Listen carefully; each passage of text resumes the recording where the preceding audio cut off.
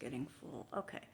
So we were talking about this modern day bison bull, and I notice, and I don't see it in the bones behind me, maybe it is there, how the top of the buffalo has this diagonal kind of structure. And the first time, we had always thought that buffalo had that hump just because they were very fluffy, and it was... And I don't really know, but I think that structure, see those straight bones in the back, would be the hump, and then the curved bones are the ribs. Yeah.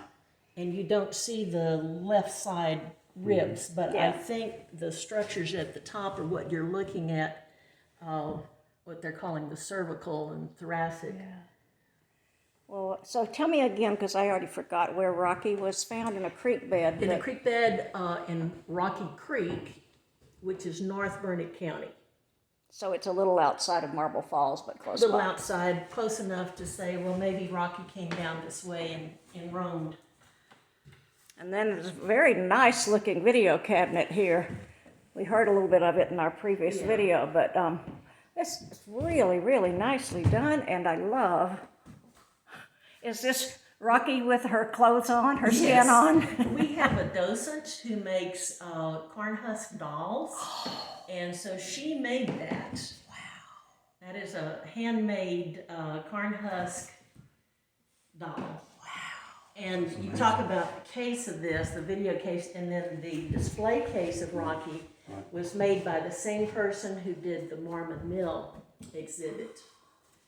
And just those are pieces of artwork in and of themselves. And as usual, we can't go to a museum like this without seeing an atlatl. Okay, a lot of people don't know about atlatls, but they're really cool.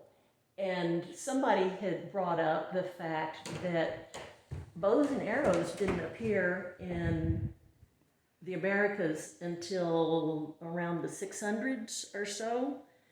Atlatls were used, for eons.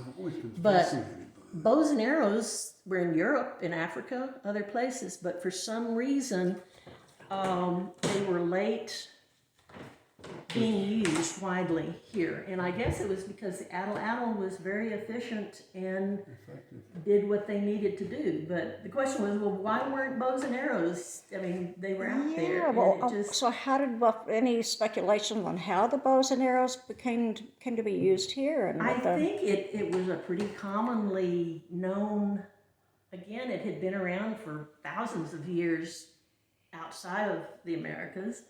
And maybe it just didn't ever catch on. So maybe it was Spaniards or other colonizers / invaders who the bow and arrow came before the Europeans did. Okay.